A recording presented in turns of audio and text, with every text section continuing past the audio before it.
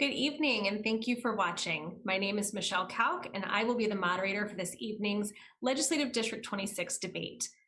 The Citizens Clean Elections Commission is the sponsor for this event. As the state's voter education agency, Clean Elections hosts debates so voters have the opportunity to hear directly from the candidates, ask questions on the issues that matter most to them, and vote informed. Candidates that have a contested general election have been invited to participate in this debate. Candidates that have opted into the Clean Elections Clean Funding Program are required to participate, while traditional candidates are invited and encouraged to attend. Please note, candidates from both the Senate and the House may be participating in the debate tonight, as they are, and as the moderator, I will ensure candidates have the opportunity to engage directly with their respective opponents. The questions that will be asked this evening are coming directly from voters. Leading up to the debates, Clean Elections conducted outreach to voters across the state, soliciting questions for the candidates. Voters who are watching this debate live, you can still submit a question at any time by email, debates@kc-a.com, by text at 928-362-1062, or by phone at 480-937-1297. Please make sure to specify if your question is for a specific candidate or for all candidates. We do screen questions for clarity to eliminate duplication, speeches, or personal attacks on candidates. The debate is scheduled for 1.5 hours, so we may not get to all audience questions, but we will do our best. Candidates, you will have 1 minute for your opening and closing statements and 1 to 2 minutes for your responses to voter questions. We encourage an open exchange of dialogue between opponents. If you feel the need to respond to another candidate's comments, you may do so. I may, however, limit responses for time management purposes, and we remind the candidates and the audience that this is a respectful, courteous, and professional environment. Our goal tonight is to connect candidates and voters so our electorate may vote informed. The candidates running for state senate are Senator Juan Mendez and Mr. Jae Chin. The candidates running for the state house are Representative Athena Salman, Ms. Melody Hernandez, Mr. Bill Loughrige, and Mr. Marcus Sifuentes. The order in which the candidates will speak has been determined by alphabetical order by last name, starting with the Senate for the opening comments, and we'll progress from that starting point. Mr. Chin, you can start with your opening remarks, please. Thank you. Yellow lives matters and all lives matters. I have a dream, American dream. I was a political prisoner and received death penalty in South Korea under military dictatorship government in 1985. I became U.S. citizen on December 18, 1985. And I worked for the Texas Department of Criminal Justice as a prison guard. Then the year 2000, I moved to the state of Arizona. I left the state of Texas because my family and I were harassed by the Democrats, those who committed the crimes against my family and the freedom fighters in South Korea. I am glad I came to the state of Arizona and I started my own dry cleaning business here in Mesa, Arizona. I introduced one bill and it was passed year 2016, reciprocal driver license agreement between the state of Arizona and South Korea. My opponent, Senator Juan Mendez, he been there last 8 years, and none of his bills got passed. And I know that Senator Juan Mendez is a superhero for the Red 4 ad, but ironically, he voted 2 times against the teachers' pay raise. And I read an article about a couple of weeks ago. He likes to slash up all the immigration officers' truck tires. That's why I'm running. I can do better for the community and better for the state of Arizona. I can connect Phoenix to Asia international nonstop direct flights, which will create more jobs, more tourism, and I can bring more, especially this coronavirus pandemic. A lot of those medical supply chain companies, they would like to come to the Phoenix, Arizona, if we have direct flights. We don't have direct flights. That's why we lost. Samsung, LG, Hyundai, Kia, Toyota, Honda, all of those big companies to the state of Texas and the state of Arizona, state of Georgia. So I think for me to connect international direct flights from here, Phoenix to Asia, will benefit not only Koreans or Asians, but it benefits everybody for the state of Arizona. Thank you. Thank you. And now Senator Mendez for your opening remarks. Thank you, Michelle. Hello, everyone. Like you said, my name is Juan Mendez. I want to give thanks to Clean Elections for making politics without dirty money possible, and thanks to everybody watching online. I'm running for re-election to continue working towards an end to the political and economic inequalities that too many of us work so hard under to provide for a better environment for our families and our shared future. I was born into poverty, and I know what instability is. No one deserves to be stuck in poverty. I'm a first-generation Chicano, born, raised, and educated in the Valley. As a community organizer and nonprofit leader, my background is in bringing together the people in need and the solutions they need, all while conducting research, developing policy strategies and priorities with others to lead effective programs for our community. My work has shown me some of us live lives that are pretty well, while lots of us are stuck at the edges, just trying to get by. And that was before the pandemic. Our prosperity depends on protecting our environment and correcting the social and economic injustices that hold us all back. We can't do that through tax cuts and cuts to the social programs our individual success depends on. I see my role as ensuring that others' short-term private interests never undermine our long-term public goods and goals. And that's what's at stake at this election. So please vote for the Clean Election, Progressive Millennial Clean Team. We're some of the last clean election candidates in the state. Thanks. Thank you. And now for the House candidates, Ms. Melody Hernandez, your opening remarks. Hi, everyone. It's wonderful to be back after a couple of months. So I am running to be your next state representative, which is a role I have been preparing my entire life for. It began when my father first immigrated here from Mexico in order to better support his family. In addition to doing that, he became politically involved and could oftentimes be found protesting police brutality and fighting for immigration reform. Since I was very young, I was by his side at almost every single rally and almost every single protest. And that instilled a passion in me for fighting against injustices. That same passion led to me serving as a current union shop steward and as a 911 paramedic in my personal life and in my political life as a grassroots organizer, a campaign manager for progressive candidates, and most recently, the first Latina chair of the District 26 Democrats.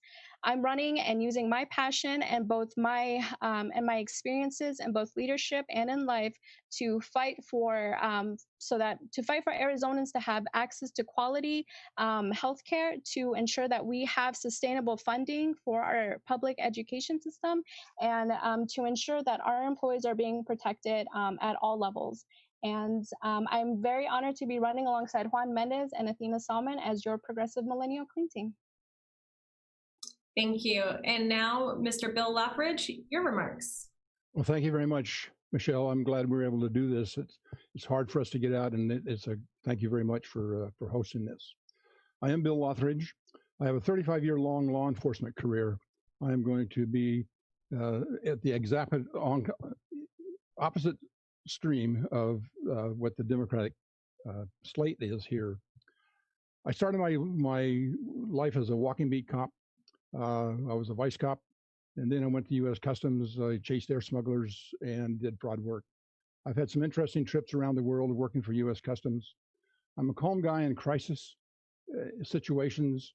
I know that there's a lot of animosity between the parties, which is really too bad. We need to be able to talk about these issues as we go along. Everybody says they do it, but at the bottom line, they very seldom do. I believe in a free America.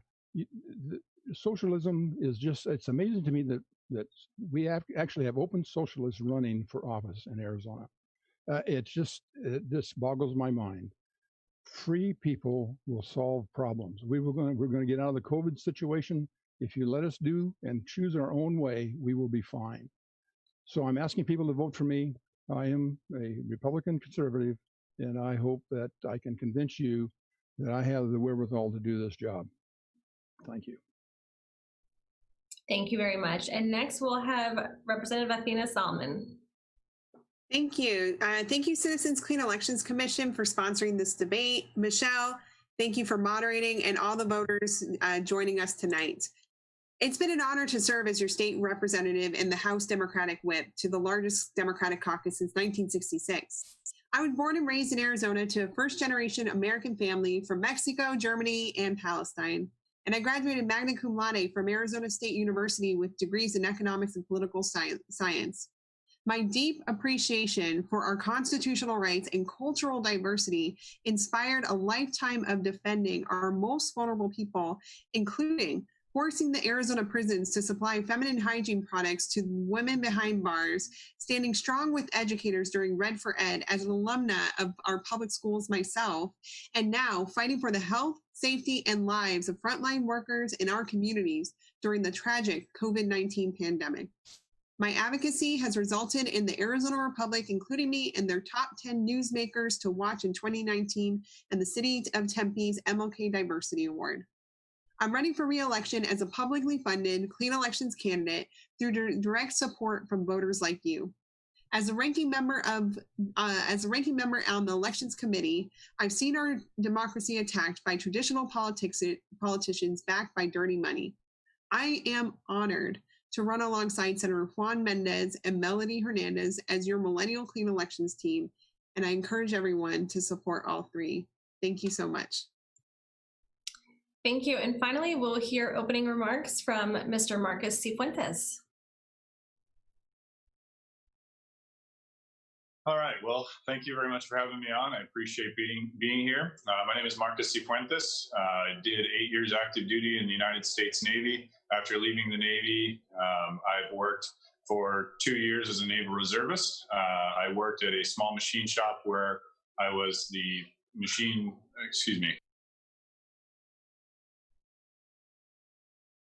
You're on mute, Marcus. Marcus, you've somehow muted yourself. If you could unmute so the audience can hear you and us. Perfect. There you go. I'm now a field engineer for a large semiconductor company. So one reason that I'm running, so I did my 8 years active duty in the Navy and I got out and I wanted to continue serving my community. So what I see in our community today is we're going through a period where we're concerned about our jobs, our economy in the future. And I know that from December 2018 to December 2019, Arizona added 177,000 jobs, mostly in the trades and mostly in construction, good high-paying jobs that were wonderful for individuals, wonderful for families, and helped raise countless people out of poverty. So I'm running to defend the economy. I'm running to build a better future for my 3 daughters, my 4th on the way. I'm running to protect unborn life, and I'm running to just preserve our freedoms that we enjoy in Arizona and in the United States. I also would like to thank every voter that contributed $5 to my campaign. I also qualified for the Clean Elections Commission contributions. And so I guess I am also a millennial clean elections candidate. So thank you very much. Have a nice. Thank you. And now at this time, we're going to get to the questions that have come in from voters. So I just want to remind everyone that you have an opportunity to submit a question if you would like. You can do that via email. That address is debates@kc-a.com.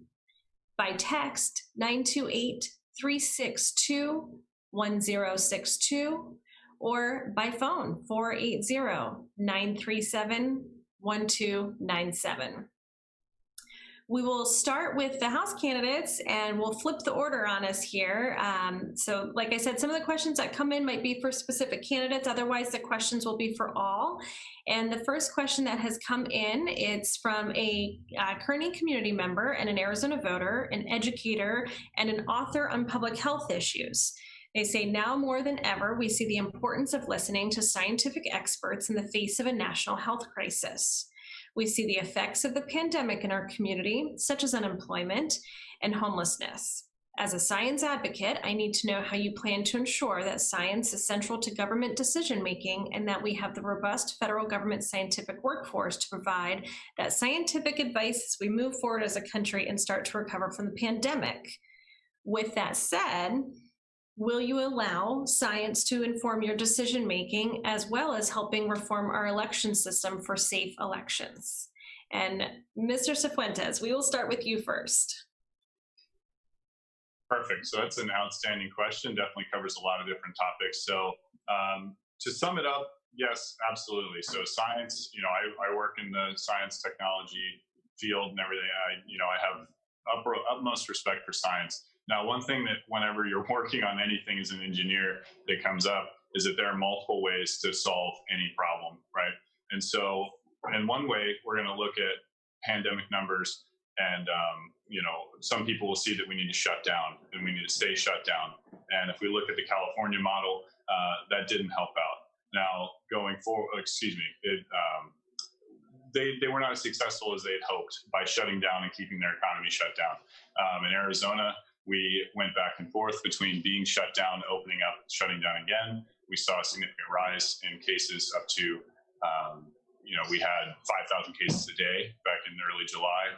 And now after reopening, essentially, and everybody being out and, continuing business as normal, essentially, we're back down to 700 cases a day. And that, of course, is not something that's acceptable. We need to keep moving forward and continue doing better. But we went from 92% hospital bed capacity to 38% hospital bed capacity, and that was with the fluctuation. So yes, data must drive our decisions. Data must be at the center of what we are doing. But certainly there is no one size fits all. We've all learned this. There's no certain way to attack this, and we have to go together, work together, and find the proper solution. Okay, and now Representative Salman. Thank you.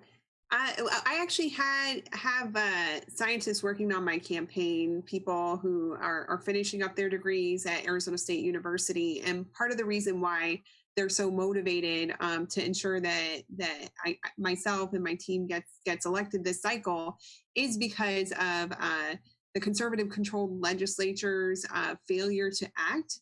Failure to, when we were still in the legislative session, to provide the safeguards that Arizonans would need to survive having lost their jobs.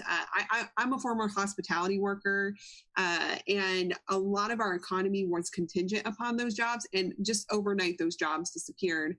But now, as the person who submitted the question pointed out, people are being faced in the middle of a pandemic with our crumbling foundation. I don't call it a safety net because a safety net has holes and people are falling through those holes. It's because our foundation is crumbled. It is cracked. And so we had an opportunity to not only invest more in ensuring that that we had immediate ramping up of testing. We should have been doing that in March. It took over a month for the governor to get that in place, ensuring that people can get tests for free, ensuring that, when someone was identified as being positive for COVID-19, before the spread got too so overwhelming, we should have been doing contact tracing. We should have been doing quarantining. So the point being, from the conservative that controls the executive branch to the conservatives that control the legislature, we have failed the public. And my caucus has solutions. We introduced legislation that not only would amendments to legislation that would not only try to address some of those healthcare needs. We were prepared to bring Arizona up to the average, the national average, for unemployment benefits. Right now, we're second to last, $5 more than Mississippi. We were prepared to prevent price gouging. You know, people were going to the store, buying hand sanitizer, buying masks, buying other crucial disinfectant wipes. The prices of that skyrocketed. And should have never happened. But all of our proposals, all of our ideas were shut down by the conservative majority. All 31 of my colleagues on the other side of the aisle refused to move forward these policy proposals and ideas. And I commend the mayors, largely female mayors of our three largest cities in terms of geographical locations: Coral Evans, Mayor of Flagstaff; Kate Gallego, Mayor of Phoenix; and Regina Romero, for finally, since the governor finally gave them the authority to do so, they stepped up. They required masks, and it's no coincidence. Now we see a drop in the numbers. Now we see some of the spread finally starting to slow down. So I'm committed to continuing to work with scientists and a variety of stakeholders to make sure that first and foremost, you and your family stay safe while we wait and hope that the federal government and our federal actors get a vaccine to us soon. Thank you. And now, Mr. Bill Loughrige, where do you stand on allowing science and data to inform your decisions? Well, thank you very much. And the question, complex, and it had left an open door for answers about a lot of different things. But the simple part of the answer to the question is science, will science dictate decisions? And I think, yes, it should. But as Mark pointed out, there's different opinions about this. You can look at the same sheet of paper, you see it time and time again, and people come up with totally different opinions. I think we're going to talk about the COVID later. As I watch some of these debates going on, there's going to be lots of questions about the COVID thing. But yes, using science and the data, but the data has to be good. I know that we had COVID run through our family, and I'll talk about this maybe a little bit more, but my daughter didn't go to the doctor. The lady that carried it to the family was sick for 3 or 4 days. She was tested. Okay, she's fine. She was out after 3 or 4 days. She was fine. My daughter was sick for 10 days, never went to the doctor, wasn't tested. My brother, who also contracted the disease at that dinner, was sick for 4 days. He was tested 3 times. Now, he was tested positive, and then he was tested inconclusively. So he is probably 3 times in the system as having COVID. So the data has to be good, and you have to understand the data, and we have to have a dialogue about what we're seeing in the data. And there's no agreement necessarily about the COVID and how to treat it. There are a lot of scientists that have different opinions than what some of the public people are talking about. And just because somebody says it, that it's scientific, doesn't mean that it is. So I think that there's a lot to be done and a lot to be said about science and data. Science is exact. COVID is not exact. Thank you. And now, Ms. Melody Hernandez, your thoughts. So, I mean, as a paramedic, I've been on the front lines of the pandemic since day one. And for me, the most important thing that I've learned is that you cannot impose a timeline on when this pandemic will end. We can only impose safety measures in order to address that pandemic. And we have all learned the hard way what happens when we do not impose those safety measures, when we reopen too quickly without a proper safety net for not only employees, for both employees and their families. And it's absolutely imperative that going forward that we ensure that both data and science are playing primary roles in determining how we proceed in this pandemic.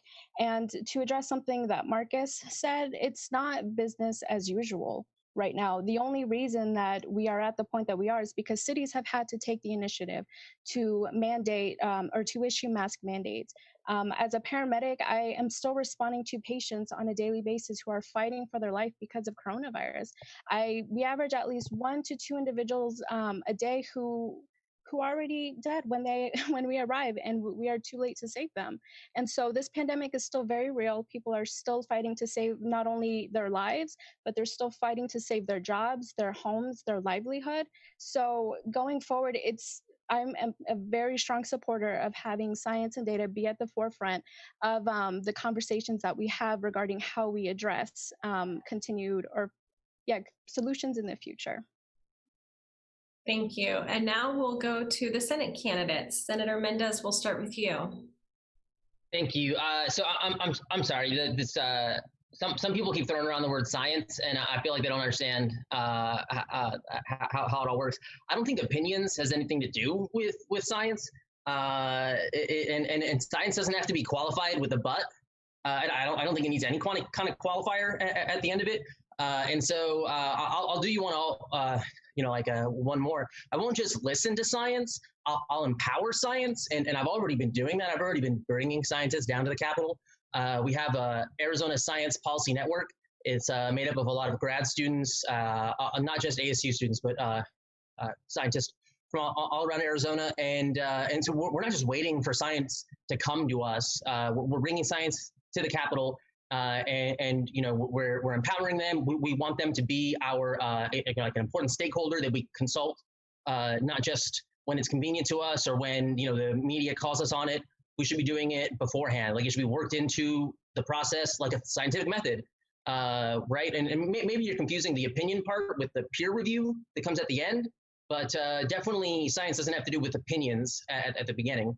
But I've already been trying to do a lot of this at the Capitol. It's just the Republicans won't let any of my bills into committee.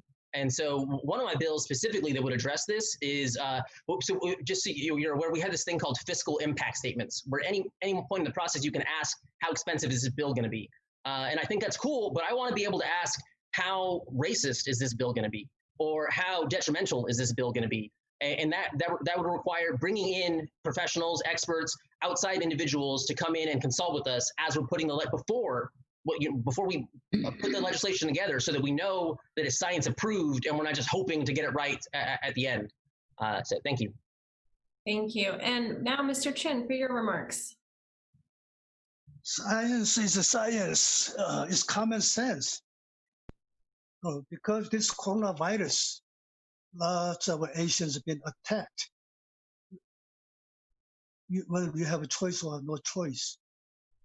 And so what I think, a lot of people emphasizing Black Lives Matters, Brown Lives Matters. I don't like that. I think, for me, Asian, so I think I have to emphasize Yellow Lives Matters too. So this coronavirus pandemic, yes, it's a virus, it's a virus. It's common sense. When you're sick, you stay home. That's about it. Thank you. Okay, well, we'll go on to the next question. I'm going to switch it up. We'll start with the House side again, but I'll switch up the order just to throw you off. Continuing on this, I promise we won't keep this entirely about COVID, because I know, as real as it is, we're all a little burnt out on talking about it, but it's real, so it's necessary. Right now, we're starting to see that schools are looking at the possibility of reopening as they start getting those more and more green checks on that scorecard of being able to get closer to opening. And then here in Maricopa County, now talking about businesses being able to reopen that were otherwise told that they had to shut down. Do you think enough precautions are in place to keep COVID rates trending downward? Ms. Hernandez, we'll start with you. Absolutely not. I mean, that to me goes to the whole issue of having a lack of sustainable funding, which has been chronic for quite a while now. And because of the pandemic, it's only exacerbated not only existing issues, but has created new issues. These teachers, they need funding for cleaning supplies. They need funding for proper personal protective equipment. And we also run into the problem where we have a lot of students who may not have access to the proper technology to be able to get a quality education from home.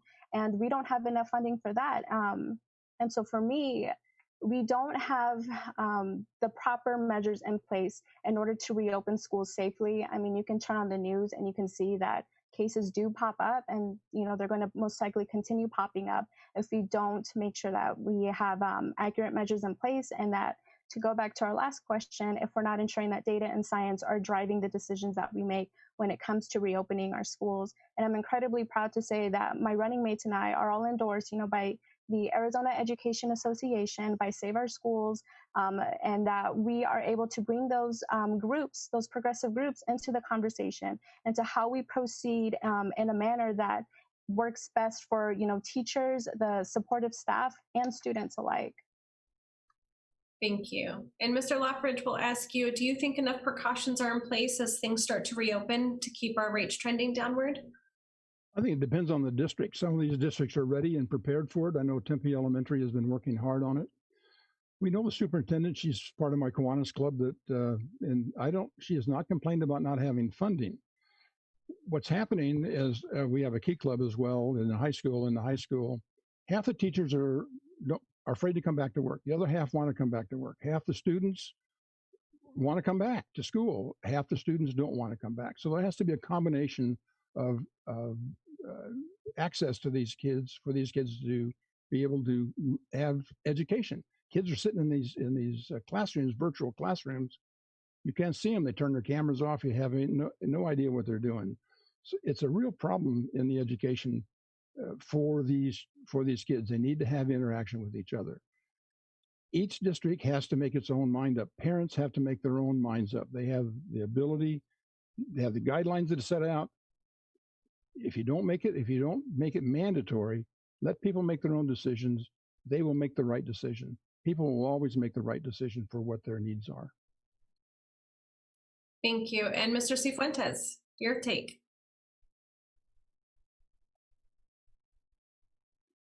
Okay, so depending on district, again, the Arizona Department of the Arizona Department of Health Services put out a lot of guidelines. So 3 sets of guidelines for what would be appropriate to bring kids back to school in person. I know that each individual district is having trouble meeting some of those needs, and going forward, we certainly need to be doing more to help fund our education system and to be able to get things like cleaning supplies or those shields that are being put up on kids' desks and everything. We have to go back safely, that's for sure. Now, one thing that would have certainly helped, and to talk about my opponent, there was a vote to end the legislative session. Okay, and so if somebody is going to be upset that we're not passing enough legislation, or we're not in session to be passing legislation, nothing is going on in the legislature, perhaps you should not have voted to leave session. And so I just yes, going forward we need to do significantly more. My daughter's going back to school in the very short future, and luckily her school has met all the guidelines, so I feel safe sending her back. But certainly that's not the case for every district. Okay, and Representative Salman. Yeah, thank you. I'm so glad Marcus brought up the vote to adjourn sine die, because it became very clear we were prepared, whether it was through the Democratic caucus, whether it was through the regular session, or convening the governor calling a special session. We were prepared to fight for COVID-19 related measures to keep Arizonans safe, to address the inequities that already existed before COVID-19 in our educational system, but that have been further exacerbated. And the sad reality is that while we were advocating for these resources for our schools and for our families on COVID-19, my Republican colleagues were hanging on to their pet bills, their pet projects, for leveraging it. So we sat there voting on non-COVID-19 legislation. This is back in March and April. Things that weren't related to the pandemic, legislation that could wait a few months back to when we have a grip, we have a handle on the pandemic. And so the most responsible thing to do at that moment, since my colleagues weren't serious about working on COVID-19, was to close the regular session. And the interesting thing is that on the Senate side, if you go back, and Marcus, I encourage you to read the Capital Time yellow sheets, because if you go back and you read around that time period, what was going on in terms of conversations behind the scenes, the Republican Senate President Karen Fann said that she had a commitment from Governor Ducey that he would be calling a special session in the fall. So we'll see. I mean, I know right now the governor is at Trump's acceptance speech, not wearing a mask in a crowded area. So leadership does happen by example, and unfortunately, we've seen very limited leadership from this executive. But we remain committed, and if we have to wait because of my conservative colleagues who don't want to prioritize this pandemic and safely opening up our schools, if we have to wait to really address it until 2021, if and when Democrats are in the majority, unfortunately, we'll have to do so. But Michelle, I want to make one more point. More specifically, is I've spoken to a lot of educators. I've spoken to parents. Yes, in a perfect world, everyone wants to go back to school. I loved school when I was growing up. Tempe Elementary School, Tempe High School, Mesa Public Schools. We have some of the best school districts in the state.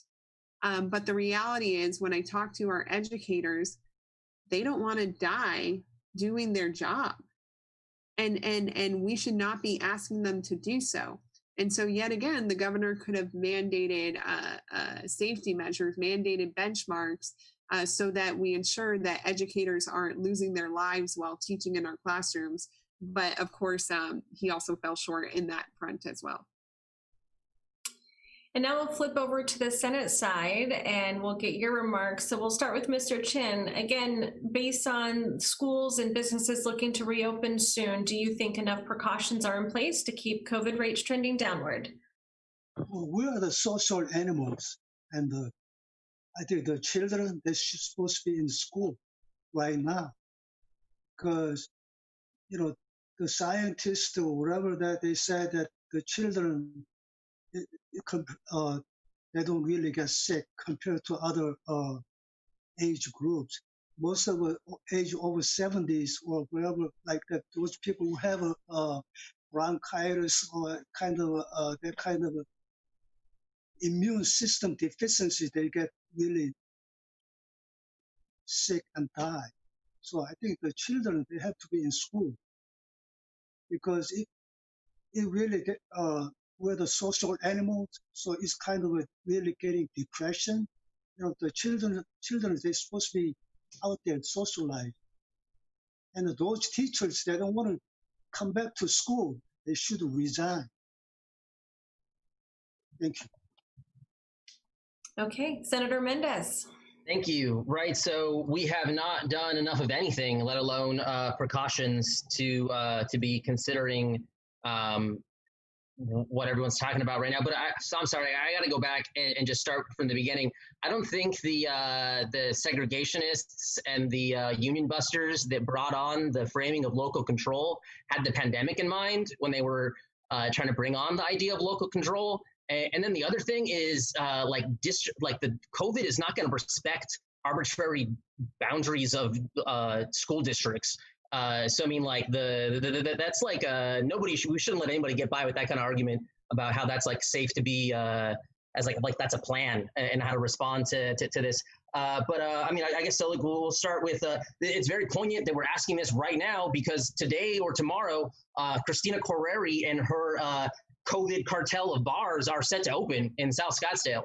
And so, you know, like, it's just a matter of time. And we got all these teachers and students that are, that are relying on us to take, to hold our individual responsibility serious and take this pandemic serious. But we're letting all these bars open up just because they happen to serve some kind of like cheap food as a way to get around some like loophole so they can open up, right? So it's ridiculous. Like, we want the people are talking about schools wanting to open, but we're not taking the right precautions to make sure that safe schools can stay open safely. And the idea that we're just going to tell everybody that they're just going to deal with it once outbreak happens, that's not a plan. That's not how you deal. That's not how you reassure people. That's not how you make people confident and wanting to go back to do their job.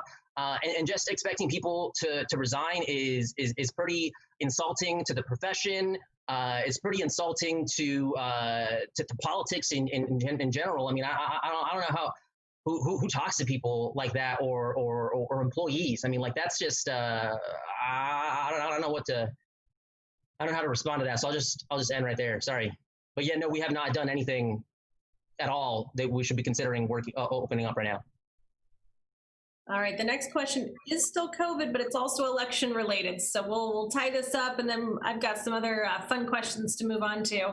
You know, COVID's going to continue, and right now we're seeing record turnout for voting, and we saw that with the primary. We saw a record number of voters turn out by mail. Should access to mail-in voting be made easier? Mr. Chin, we'll start with you. Yes, well, Arizona allows for the mailing in your ballot, and I voted a couple of times like that, mail it in for my convenience. And when I prefer, cast my ballot on election day. So it's your choice. If you really want to mail it in, Arizona have two systems. You can early voting, you mail it in, and you do so. And if you want to go down there, you vote on the election day. That's your choice. We have a choice. So we don't have to mandate everybody to mail it in your ballot. Thank you. Senator Mendez, should access to mail-in voting be made easier based on the current situation? All right, cool. Yeah. So based on the current situation, I mean, look, I'm glad that mail-in voting is getting all the attention that it is right now, and we need to be doing everything we can to educate people on all their opportunities to be voting. And for sure, for the voters in our district in Metro Maricopa County, getting more people on the mail-in ballots, the permanent mail-in ballots, is going to help everybody, right? I mean, it shows that it helps with turnout. So it keeps an active, engaged citizenship. But I just want to end with saying that this is not like a silver bullet. We shouldn't expect this to like solve everybody's election issues. This doesn't really address the problems that our Native American brothers and sisters in the sovereign tribes have in their situation. I mean, we can't. They don't really have the infrastructure to rely on mail-in ballots. So. I'm glad we're talking about it, and yes, it's going to help some of us, but this is not like a way to like solve the whole problem. We so much more we're going to be doing. If we were really interested in making sure that everybody's vote counted, we'd be doing more than just talking about mail-in ballots. But yes, mail-in ballots are great, and I don't think anybody was talking about making it like a mandatory kind of thing. We're just trying to make it more of a easier option. But thank you. Thank you. And now back over to the House side. We'll start with Mr. Loughrige. Your take. Well, I've been voting with an early ballot probably since the 1990s because my career had me in and out of town. And it's just a simple thing, and I hate standing in line. But this election is this virus is going to impact the election. Less than 3% of our population is affected by this virus who have gotten sick by it. The death rate is quoted at 5%. Actually, we have 200,000 cases, 5,000 deaths. That's 2.5%. The vast majority of the people are not affected by this, and they see all these restrictions that people want to impose on them. People make good decisions and will do what they want to do based on what I have friends that won't leave their house, that they were law enforcement guys. They have comorbidity, whatever that word is. Sorry. It's morbidity. Now I made it worse. Sorry. Anyway, they have underlying health issues. They won't leave their house. Another guy won't leave his house because he won't wear a mask. Everybody has a right to make their own decision. The executive has made these mandates without the legislature. And the legislature can come in now, hopefully they'll come back in, and decide how in the world the best to proceed. Because then you have debate. You have people involved in the discussion. If people can make their own decisions based on good data, then they will. Mail-in ballots are great because it's convenient. You don't have big crowds in and the mail is everywhere. So they service the reservations. So there's no reason in the world that you can't have early ballots in the Salt River Indian Nation. So I think that all these things come together for us this year. This is an unusual year. We can't get out and knock on doors and talk to people. This election is going to be settled in these ballots, and there's going to be a lot of mail-in ballots. And Arizona already has a structure for it. It's not really a conversation in Arizona. It's legal in Arizona. It's something that we've done. There's a process for getting an early ballot. and it's been a great one.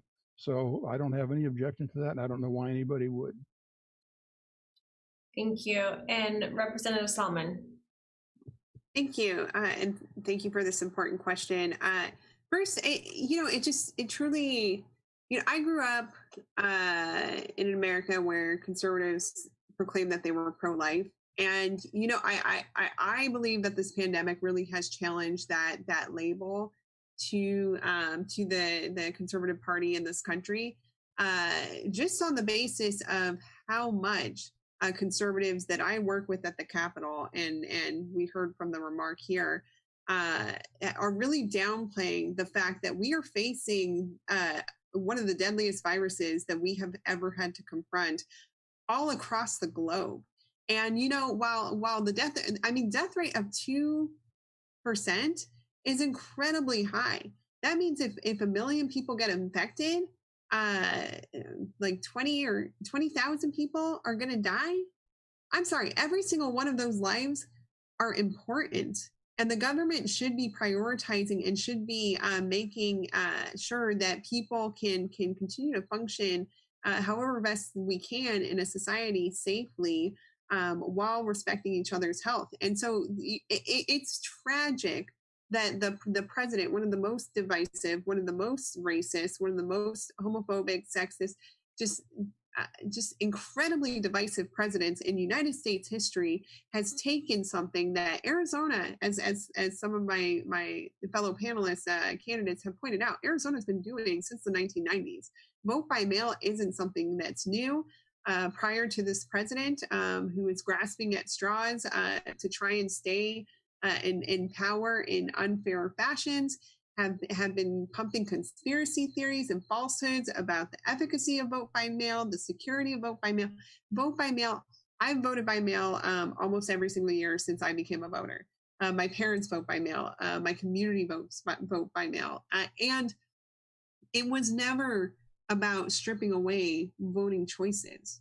There's always, and I commend Adrian Fontes, our county recorder, for producing a Herculean effort to ensure that more people signed up to vote by mail so that they can cast their ballot from the safety of their homes, but also that there were many vote centers throughout the county. So for those who wanted to drop off their ballot in person, or for those who wanted to go and vote in person, had the opportunity to do so while respecting CDC guidelines, and making sure that we didn't have a situation like in Wisconsin, where the Republicans that administered that election ensured that there were long lines, and unfortunately 52 people walked away having contracted the virus directly from the election. So thank goodness we have a Democratic County Recorder, Adrian Fontes, who's doing a really good job in protecting the voters and keeping them safe. But vote by mail is something that's very popular in Arizona, because it works, because it's safe, because it's secure. And again, I just want to emphasize, it is an absolute tragedy, and it is highly unethical what the president is doing, which is trying to jeopardize the vote by mail system in order to steal an election at the health risk and compromising the safety of millions of Americans throughout this country. Ms. Hernandez, your thoughts on if there should be more access to making mail-in voting easier? Is that to me or to Marcus? Yeah, I could spell. Got you. Was it to me? Okay. Yes. I'll go. All right. So I think that Trump's attacks on the United States Postal Service are really indicative of how empowering having a mail-in voting system is, especially during a pandemic. And yes, 3% is quite a large amount of lives that have still been lost. I find it insulting that you would equate those lives that have been lost to just a number, especially because those people, they had a life, they had families, and they had a future. And frankly, one person passing away because of failed leadership from the national level to the state level is too many. And we should not continue risking the lives of people because they do not have safe access to or different safe options to vote. So I absolutely support ensuring that we have like a mail-in voting system and ensuring that we have other ways of ensuring election integrity in our state. Okay, and now Marcus Sifuentes. Okay, so I think this is one of the few things that it seems like the baseline we're all agreeing on, that vote by mail in Arizona is not a new institution. It's not something that's new to any of us. I've encouraged it for other people. So I started voting by mail in 2012. I was in the Navy at that time. I did 2012, 14, 16, 18. I voted by mail. I just voted in person for the first time in the primary because I wanted to see how it was. I just never had the opportunity to vote in person. So vote by mail in Arizona again is nothing new. It's something that we should protect, that we value here in Arizona for sure. Now, Senator Mendez, he mentioned we needed increased infrastructure for Native Americans here, and that's one of those things that we could have addressed if we were still in session. So hopefully, if the fall session comes back, nobody decides to pick up their toys and go home, and we decide to do business. So, thank you very much. Well, before I get to the next question, which you hinted at, which you didn't even know about, I'm going to remind folks that if you're watching from home, you can send in more questions by email, debates@kc-a.com, by text 928-362-1062, or by phone 480-937-1297. So it's been chatted about a few times during tonight's conversation about the legislative session. Did it end too soon? Should it have gone on? Were there things that should have been passed that weren't? Should they be back in special session? So I'll ask the question of, if you had a magic wand, this is going to go to everyone. I'll start again from the top. If the legislative session was to be convened back for a special session, and you're a member of the body, what is the number one issue you feel should be handled? Bill, we'll start with you, Mr. Loughrige. Well, I think that the legislature should have stayed in session because of the things that happened as a result of this pandemic were done by an executive without debate. You have to have the debate, and the first thing that we should probably decide is, are we going to make this a mandatory? And have penalties associated with it, or are these going to be guidelines and let people make their own choice about how they're going to react and what they're going to do about living in the pandemic? People are responsible for their own actions. The safety net that we have in terms of the hospitals were never full. Every death is a tragic incident. Take it from me, I've lost two of my family members to accidents, and it doesn't make any difference how they die. When they die, it's a miserable experience.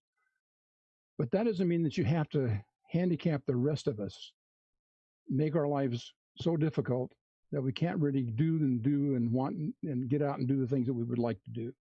So the legislature should be in session, and they should be addressing these issues as they come up. The first one is whether or not the executive has the power to do some of the things that have been going on.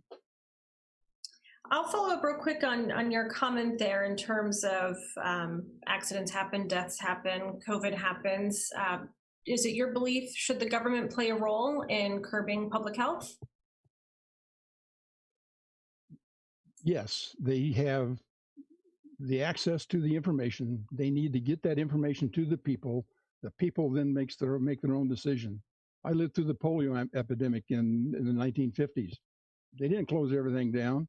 George Washington dealt with smallpox during his Revolutionary War, but he isolated people. Now, he had a military, of course, he could do it, but people isolate themselves, and they are very capable of taking care of themselves.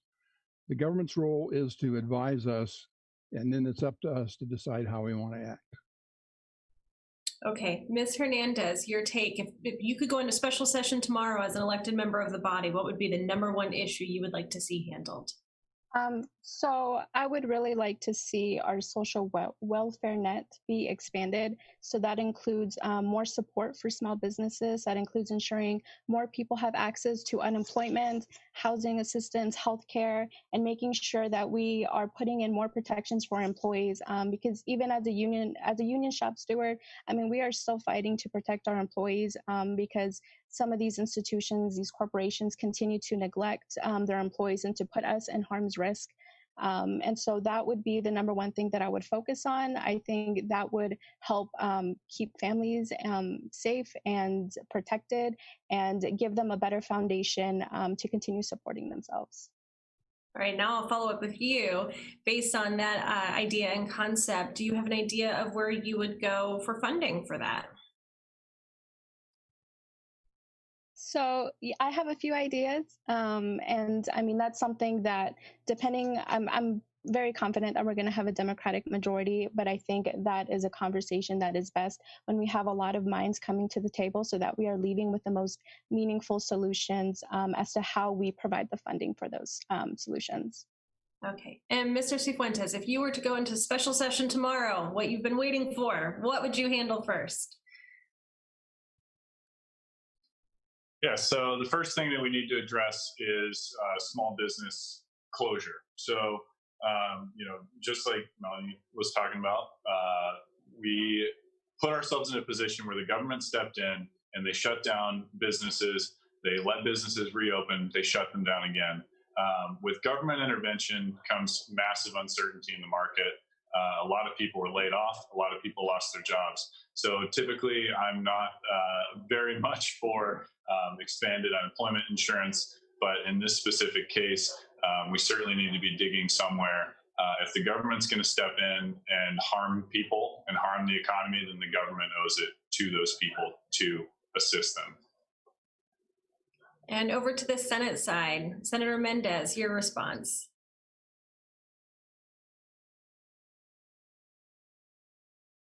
Oh, Senator Mendez. Yes, thank you. So yeah, so if I could, so what's the question again? I'm sorry, I'll repeat it. If special session were called for tomorrow, what would be the first issue you feel should be handled? Right. So I mean, sorry, I apologize. I'm gonna get a little technical, right? So if we call ourselves and do a special session, right? If the legislature does, then it's a free for all. We can work on whatever we want, right? And that's probably not going to be, conducive for us staying focused on the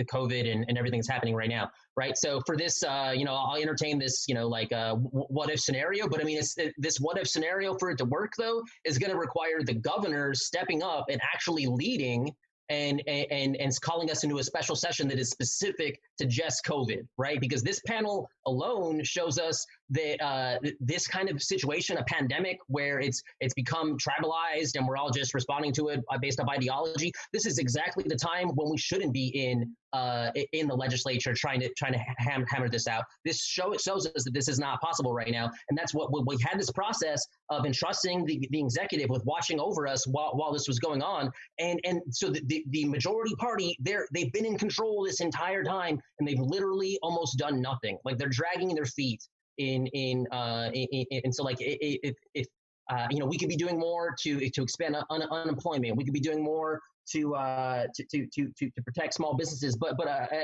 again, I want to point out it's the no intervention that's causing the instability and the further panic, right? The fact that nobody's stepping in to lead and telling people how we're going to respond to this, that's what the problem is, right? But my goal, if we're coming back, would be to create resiliency, right? Like, we need to make people more stable so that they can become consumers, right? Because I mean, we can talk about how these like business owners and wealthy people, they're not the ones that make jobs. The consumers are the ones that make jobs, and nobody's going to be consuming anything if they don't feel safe going back to work. Right. So if we want this to be successful, we have to make the consumer more confident in going back. But that starts with making them more resilient, right? So just everybody needs more unemployment. Everybody needs more, food assistance, for rent assistance, right? We need to be making sure people aren't going to get evicted. People and businesses, right? I don't mind. We should be protecting everybody against this. But I mean, opening up is just not going to, doesn't solve people's problems if nobody wants to go buy something because they're too afraid. I'm done. Thanks. Thank you. And Mr. Chin, if a special session were called tomorrow and you were a member of the legislature, what would be the first issue you would like to see come up? I'm the business owner, and the damage is already done. You know, state assembly, House of Representatives, state senators, they didn't do their jobs for the special session to stop Governor Doug Ducey's executive order to lock down, whatever like that. It killed all the small businesses. Now we're coming back, and whatever, if we have a special session tomorrow, then we'll maybe talk about tax breaks for the small business, whatever like that. It's kind of, I don't know, it's impossible because damage is so severe because the sales like used to be like 1 month, right now 1 month's sales is equal to 1 week sales, you know, when before the pandemic. So the damage is done, You know, we keep talking about blaming governor and blaming each other, but first of all, state representatives and state senators, they were not in special session to stop Governor Ducey. Thank you. Thank you. And I got ahead of myself and switched over to the Senate too quickly, so I'll go back as and unintentionally skipped over Representative Salman. So if you'd like to weigh in on this, please. Thank you. And so one of the, I believe, you know, Ms. Hernandez, Mr. Mendez, both covered priorities that are very important to me, and I believe would help my district, which is in the top 5 most impoverished districts in the state. So I would just add one of the top priorities, if we were to come into a special session, is looking at the budget, including the rainy day fund, where there's $1 billion sitting there, $1 billion, in fact, that ended up going there instead of fully funding departments like the Department of Health, like the Department of Economic Security, because Arizona has antiquated systems, computer operating systems from the 1980s that process our unemployment claims. That was a choice by conservatives for almost 30 years to not allocate funding to fix that technology issue. So Arizonans have been suffering. My office is being bombarded with constituent outreach requests asking for help, especially when it comes to processing unemployment. So I really do believe that one of the top things we need to be doing in a special session is looking at the budget, is looking at those priorities. And, you know, in terms of the markets being unpredictable and volatile, it's interesting because if you aren't a part of the ultra wealthy in this country, yeah, that's what we've been experiencing. But yet the Jeff Bezos of the world, you know, these billionaires are getting richer.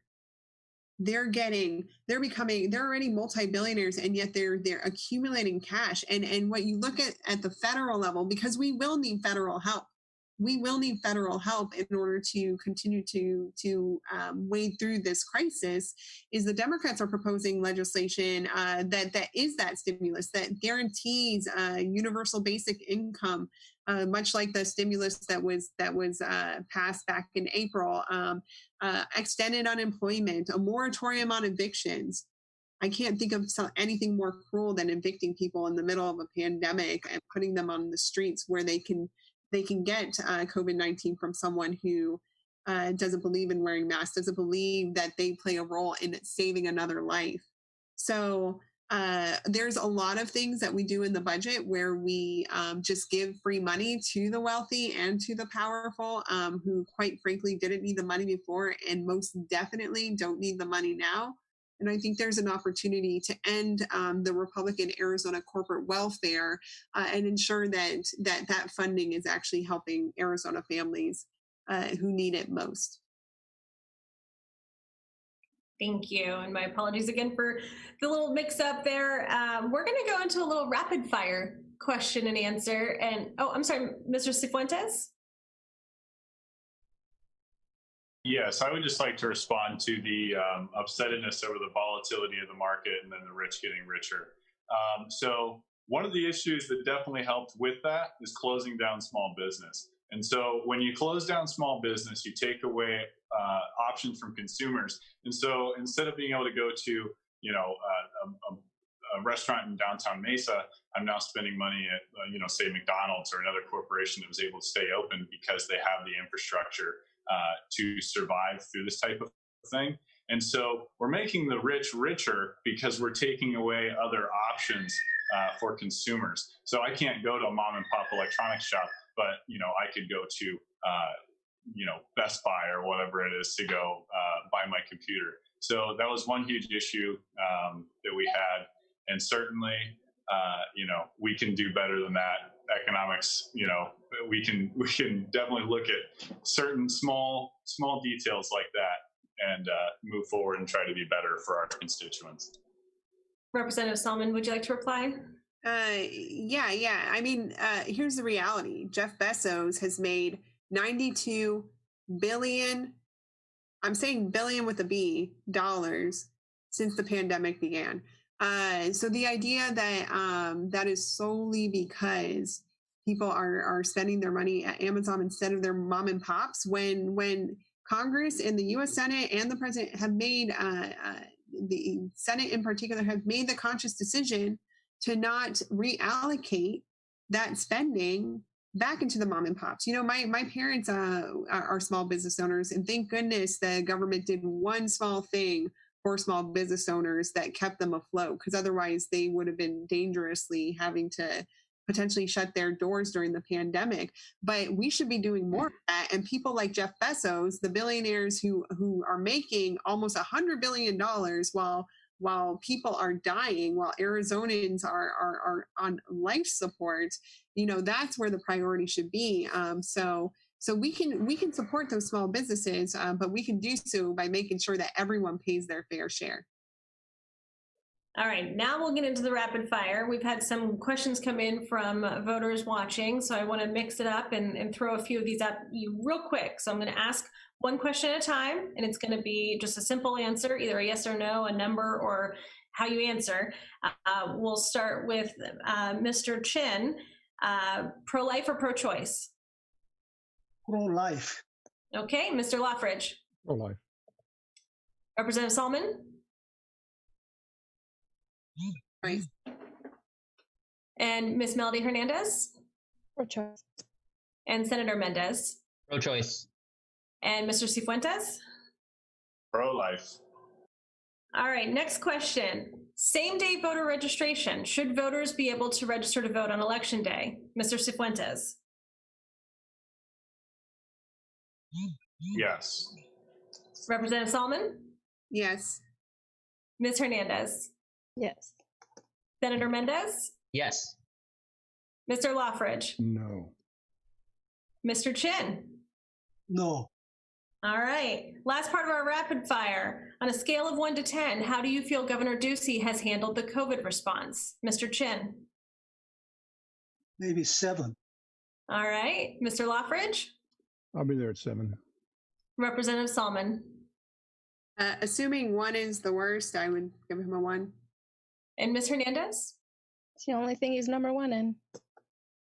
And Senator Mendez? Yeah, just to be different, I'm going to say 0. Hey, it was 1 to 10. And Mr. Sifuentes? 6. All right. We've heard a lot of discussion tonight, varying points of view, varying stances on things, and we certainly see that a lot in our daily lives, whether it's on social media, what we're seeing in the news. It seems to be there's a lot of diversity in thought, and there's a lot of polarization taking place because of that. And it's something that you have to deal with at the legislature if an elected member. How will you handle working with the opposing side if and when you are elected to your position? We'll start with Mr. Chin. Well, I'm the businessman and the negotiator. I make the job gets done. I'm not even state assemblyman like or Senator Juan Mendez. He been there 8 years, and none of his bills got passed. But I just, as I elected a precinct committee man, I spoke with a House of Representatives and state senators, and what we need for the community and for the better trade and more economically developed between Arizona and Asian countries. So that's why I talked to them and reciprocal driver license agreement, and it was passed. So a lot of things you can do, you just like, you really just, I really admire Senator Bowie. He's a Democrat, but he does really super jobs. I met him a couple of times. So, at a couple of events, but a lot of things you can work together and like that. But my opponent, Senator Juan Mendez, he's agitating fellow assemblymen. So I can work with other opposite Democratic Party members to pass. Yeah. Thank you, Mr. Chin. And Senator Mendez, how will you work with the other side? Thank you. I want to thank my opponent for reminding everybody that I have been doing this for 8 years, and this will be the 5th time that the voters will have chosen to send me back to the Capitol. So if I'm going to go ahead and take your question to assume that the Democrats are in control. That's just the way that things have been going. But it's I certainly won't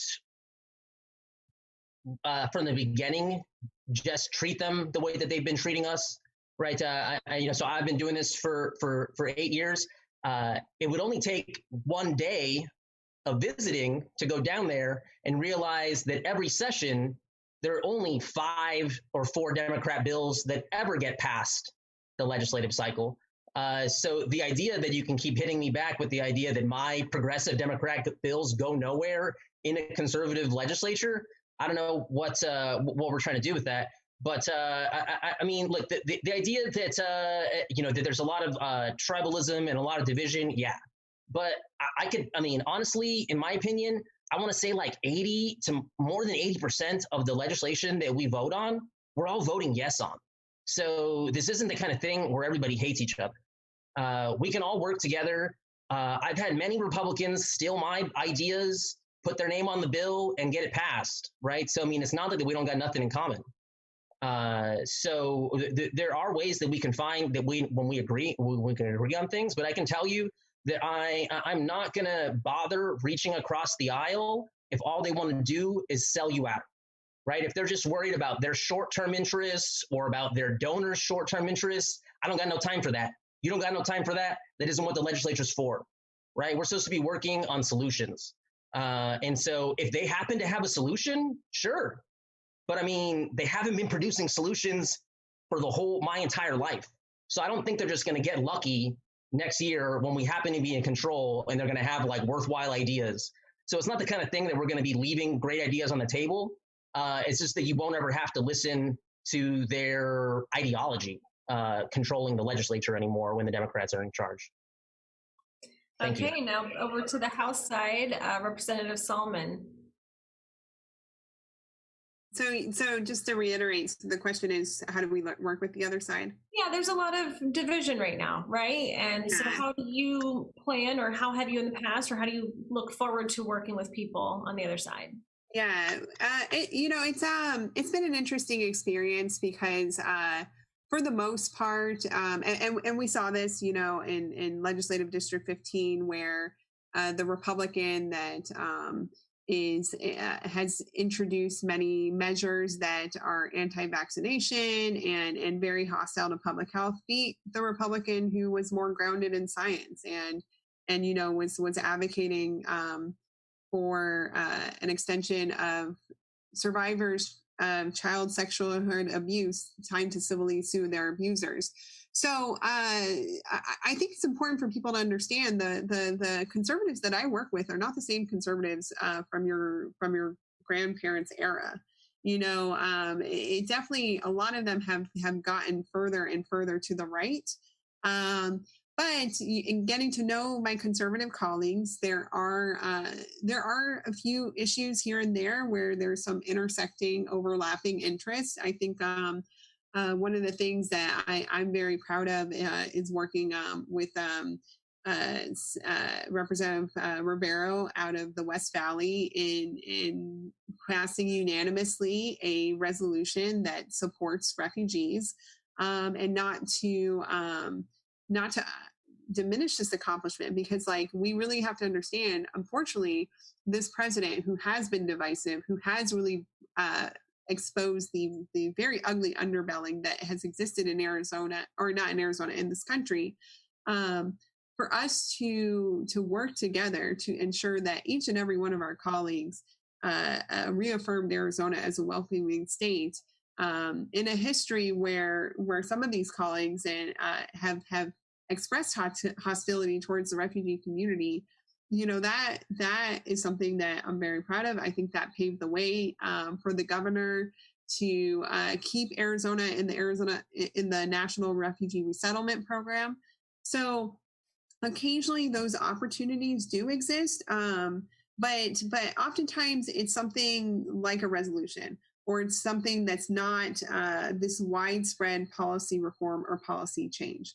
If there's going to be large policy changes, unfortunately, what we've seen the conservatives do is let the Democratic bills stay in the drawer, as Senator Mendez mentioned. And if it's a good idea, then what they'll do is they'll just take the Democratic idea and amend it onto a Republican bill so that they can take credit. So we have a lot of work to do, but I think that my door is open to everyone, but I don't want people to have the impression that these are middle of the road Republicans. By no means they're not. So we're already starting, unfortunately, at a huge disadvantage when it comes to getting work done on the best interests of Arizonans. And now, Mr. Sifuentes, I'll ask you, if elected, how do you plan on working with the other side?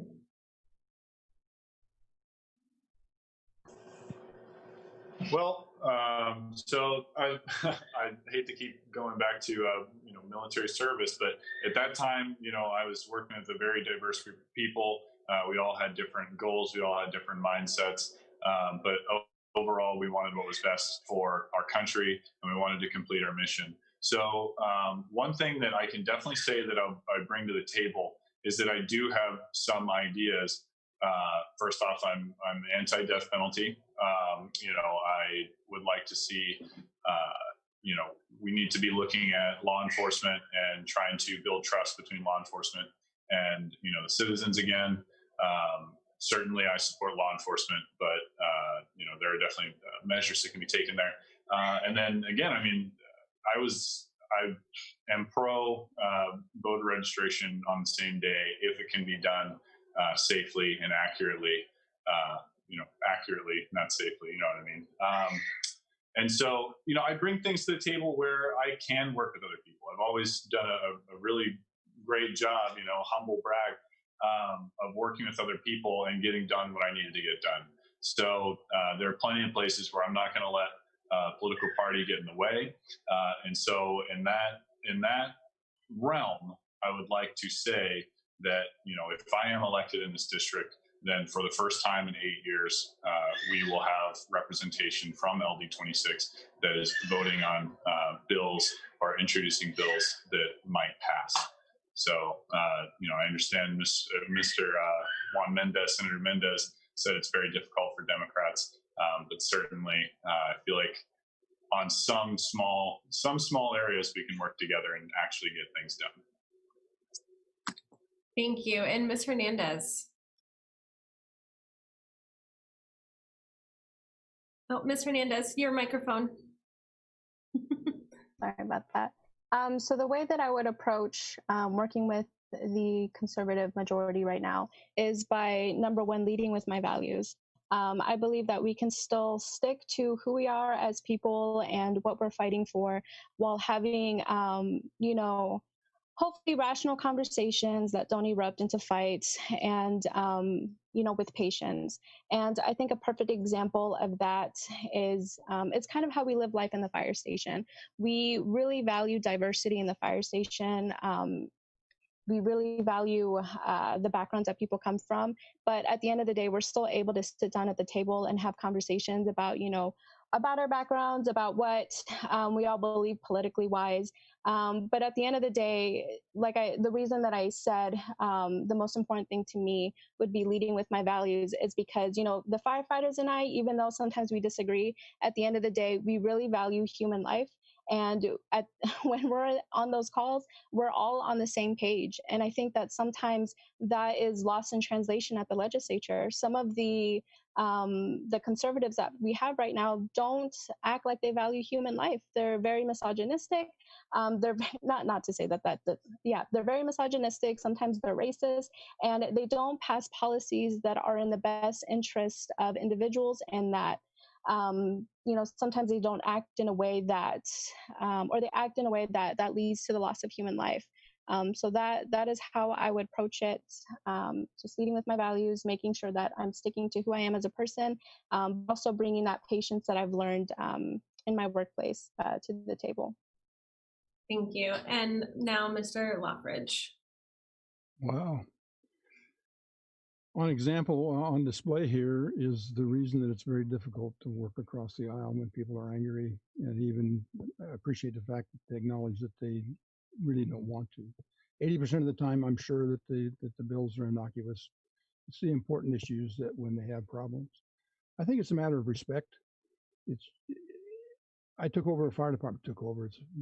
I was elected on the board of directors in a fire department that's like a homeowners association. It's a nonprofit. People were angry with each other. They were treating each other with lack of respect. They had a lot of divergent opinions. Just by being calm, listening to them, respecting everybody's opinion, and talking to them. So that's my history, because you have to have respect for the person that you're talking to, especially if you're going to put them in jail. You have to treat them nice. You have to be able to get along with them. Otherwise, your life is miserable all the time. If you're angry about what the other side is doing, and they've taken every opportunity this evening, and I have told myself that I am not going to pick out individuals and talk about what they say and how they say it. But we've heard tonight nothing but vitriol against Republicans and conservatives. It doesn't do anybody any good. Talk about what you're going to do, how we're going to do it. Show respect for other people, and negotiate. You should be able to negotiate some resolution. If somebody has taken your bill and put it in, you should be happy for that. Maybe he'd let you co-sponsor it. But you have to have respect for people, and that's how you get along. Everybody says they're going to get along and try to work with the other side. At least here tonight, we heard some acknowledgement that that's going to be difficult to do. It is a very tough thing. It's a very reason that I ran, is that I was seeing this happening. I didn't like it. I decided, this has to be better. And we have to be able to serve the people. When you are a legislator, you are a legislator. You're not a legislator D, legislator R. You are a legislator for all the people in Arizona. So I've always been an anti-establishment guy. I'm never going to get along with a boss. When I retired, I swore I'd never work for another boss. So just because somebody has a higher position in the party and expects me to follow the party line, if it's not something that my values show that I want to follow, I'm not going to do it. And it just has to be a respectful environment. Otherwise, it's never going to work. Thank you. And we are inching closer to the end. And before we get to closing remarks, let's do one last rapid fire question. And I'll start with Ms. Hernandez. Who would you say is your personal or political hero? Well, I've always been a huge fan of Athena, but she knows that. Right now, honestly, at a state level, I've been a really huge fan of Charlene. I've been able to participate, Charlene Hernandez. So a part of the reason that is because I've been able to sit in with a lot of meetings with her, and she's just such an empowering individual. She's always able to whenever things seem hard, sometimes I'll get off of a shift, or sometimes I'll be at work and I'll have, had a tough call, and I'm able to hear Ms. Hernandez speak. And for me, just having someone who's so strongly progressive, who's so strongly pro-labor, just continuously fight, not only for her constituents, but for all of Arizonans, to me, that's really inspiring. And I hope to be able to learn more from her, to work with her. And so for me, like at a state level, that's probably, I think about her a lot. That sounds kind of weird, but it's just like, she's just awesome. But yeah, definitely Athena. I absolutely love her.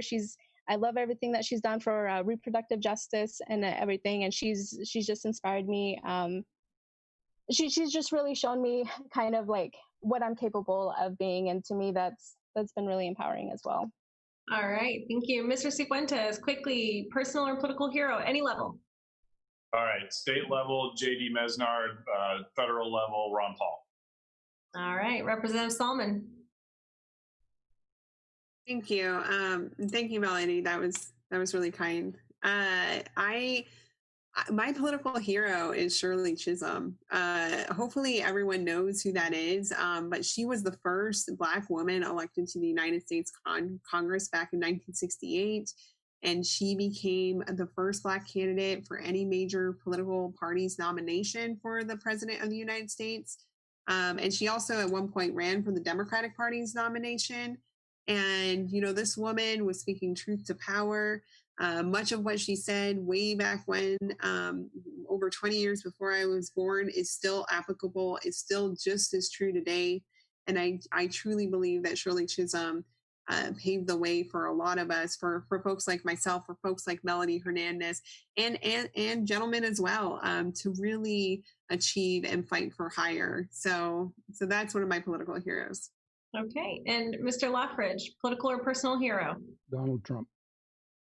All right, Mr. Chin, political or personal hero? I will say my father. He was South Korea New Korea Democratic Party chairman in 1970s, and he fought under the military dictatorship government for the people, for the labor issues. More like maybe you can say he's progressive, but he fought it, and we finally achieved democracy in South Korea in 1987, and we also achieved economic development. Korea was divided south and north during the Korean War. Everything was torn up as more like ashes. Then we become the nation, only the nation in the world last 70 years achieved democracy and the economic development based on USA and South Korea strong military alliance. So most of those Korean War veterans, more than 36,000 US soldiers sacrificed their life for the freedom. They never been to the Korea. They never met Koreans before, but they sacrificed for their lives. I really thank them, each one of them. They are someone's husband, someone's cousin, someone's brothers. I really thank them, those Korean War veterans. Thank you. Thank you. And Senator Mendez. Thank you. I'll try to go really quick. It's too hard to name one name, so I'm going to go Alexandria Ocasio-Cortez. I met her in person recently. I love what she's doing now, and I can't wait to see what she's going to do for our party in the future. I've been supporting Bernie Sanders before he ran for president, and I wish I could take a class with Noam Chomsky down at U of A right now. That'd be amazing. Well, thank you, everyone. And now and I do want to thank those for sending in their questions, but we'll go into our closing remarks now. So we'll start on the House side, and Mr. Sifuentes, you can go first. Okay, so thanks again, everybody, for having me on. Thanks for taking the time to listen. Yes, thank you for moderating. That was a lot of fun. Always coming to these things nervous, but I was definitely able to appreciate the time. I appreciate my opponents. And, I look forward to possibly serving every Arizonan, continuing my service for my people in this state. Thank you again for your time, and God bless. Thank you. And Representative Salman, your closing remarks. Thank you. And thank you again, Citizens Clean Election Debate Commission, for sponsoring this debate. Michelle, thank you so much for moderating tonight. All the viewers who are watching and everyone, all the candidates who are running in this election. I am forever grateful to have been born in this country, to live in this democracy. And we are at a crossroads. We are at a crossroads this election cycle, where we are fighting for the soul of America and the soul of our democracy. And it's very exciting to see the tides turning.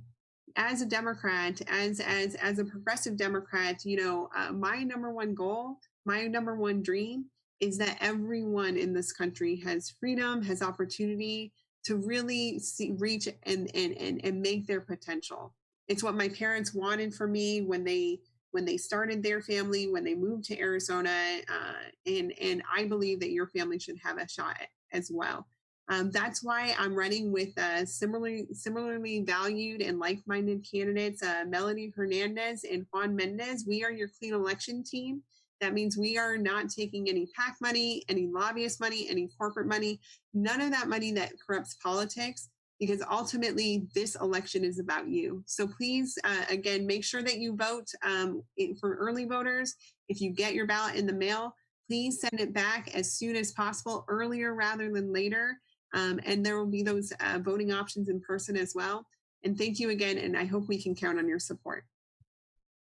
Thank you. And now Ms. Melody Hernandez for your closing statement. And thank you again for hosting this. I always really love this. I definitely do get nervous too, Marcus. I get that really weird feeling in my stomach, so you're not alone in that.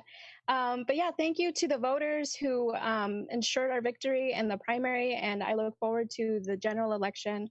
And as I close, I just want to remind everyone what this election, why this election is so important to me and what I think it needs to be about. And it really needs to be about the people who have lost their lives during this pandemic as a result of the conservative leadership's failure to protect us. It needs to be about the people who have lost their jobs, their homes, and their livelihoods, and those who are still at risk of losing that. I got off of work this morning from a job where I generally average about 100 hours a week, and generally that job is horrific. We have lost so many lives just the past couple of months alone. But this last night was actually a little bit better because we got to save one life. And that to me was incredibly empowering and just another reason to keep going. And so for me, I can't share further details, but like I said, it's been something out of a horror film. And at the same time, I've continued to work alongside my union as we fight to save the thousands of jobs that are still slated to be lost later this year and to ensure that there are protections in place. And despite being absolutely exhausted, it's just reinvigorated the reasons why my running mates and I all jumped into this race. The three of us know that at the end of this day, this election is about all of you, about your families, and frankly, all of Arizonans. And we know it's about ensuring that we're working, living, and surviving with dignity. And that means ensuring that everyone has access to quality healthcare, to a quality education, and that workers are being protected. So I ask that you vote for myself, for Juan Mendez, and for Athena Salman, your Millennial Clean Election team in the general. Thank you. And Mr. Bill Loughrige, your closing remarks. Well, like the others, I appreciate the fact that you've taken the time and the people have taken the time to watch this. I am a little disappointed that we didn't get to talk about what I think are the major issues, and that's the lawlessness and the violence and the mob violence that's going on around this country. We were consumed with the virus and the COVID thing. I think tonight you saw a great contrast between what we stand for as people, as Republicans and conservatives who want people to be free, and social programs that are going to restrict those freedoms. I hope that I can convince you to vote for me. And I just am, this is an exciting time for all of us. And I appreciate the fact that we're all here. And so thank you very much. Thank you. And now for the Senate candidates, we'll start with Senator Mendez for your closing remarks. Thank you. Again, thanks for moderating, Michelle. Thanks for the clean elections. I would not be a public servant if I had to privatize my campaign. I don't know how everyone else does that. Right. So I could get reelected in November and not be able to accomplish anything if I get elected alone. For us to be successful, I need you to vote progressive up and down the ballot, right? If we turn out to vote this election, we'll be working with a Democratic majority in the state Senate and in the state House. But for us to be successful, you got to vote Democratic, progressive, up and down the ballot, right? The Republicans have been leading us to nothing but death, panic, and loss of opportunity. And that's just this last couple of months. But their perverted ideology of individualism has been running our state for my entire life. I don't know how to be respectful in the face of that kind of neglect, maliceness, or indifference, whatever you want to call it, right? But because of low pay, because of term limits, because of career politicians leaving for higher office, I'll be one of the few state senators with institutional knowledge of the last 8 years, right? So I have the opportunity to run for leadership or at the least chair a committee, but a chance to undo all of this Republican damage that's been done to our state. And if we're going to prosper together, our resiliency needs to be fortified with public investment. Your individual private success, however you want to frame it, was built on public investment in our public institutions. We need to source sustainable revenue in responsible ways in order to make the much needed investments in our communities. COVID has sadly proven what progressives already knew. Starving the government of revenue is what leaves us susceptible to fear and vulnerable to harm. Democrats would have steered us clear of the worst of COVID. Progressive Democrats will make sure that we don't get left behind when it's finally safe to reopen. 2020 needs to be the end of how we allow police to abuse Black and brown people. 2020 needs to be the end of denying our role in climate change. And 2020 finally needs to be an end to this perverted individualism that pits us against each other as the world is literally on fire and we are rampant with disease, right? That's not overcast out there. That's literally the superstitions on fire, right? And I mean, I'm calling it, give us 2 weeks, but that COVID cartel of bars up in South Scottsdale, that's going to blow up in 2 weeks, right? That's going to be crazy. But we don't have to be at a loss of leadership if we elect Democrats this election. So reach out to me after the debate or online, Mendez, FORArizona.com, or at Mendez, FORAZ on Twitter. I'm on Instagram too. You can get involved in our campaign for prosperity for everyone. We need everyone's help. You can call your neighbors, get them out to vote, deliver literature to their doors, make sure that our Democrats, our voters are turning out for everyone's shared best interest. But especially remember, they need you to vote for your only progressive millennial clean elections team of state legislators, right? That's Melody Hernandez, Athena Salman for the House, and again, me, Juan Mendez for the state Senate. Thank you. Thank you. And lastly, Mr. Chin, for your closing remarks. We enjoy the freedom, but always had to remember that freedom is not free. Democrats talk about the values of the life. Right now, this coronavirus pandemics, those people being killed by the coronavirus pandemic is less than they kill those unborn babies at the abortion clinics. So there are irony. Wherever they're talking about the values of life, especially Senator Juan Mendez, he's been there last 8 years, and he introduced all those far left bills. That's why none of them got passed. And if he get reelected and he be the caucus leader or whatever majority of the Democrat, then we're expecting a crisis of the state of Arizona. Thank you. Well, thank you. And this concludes our debates. So to our candidates, we thank you so much for participating. To the voters, we thank all of you who took the time to watch the debate and inform yourselves before the November 3rd election. The Citizens Clean Elections Commission is your source for nonpartisan voter information. We encourage you to visit azcleanelections.gov for all of your voting needs. Thank you and have a great night.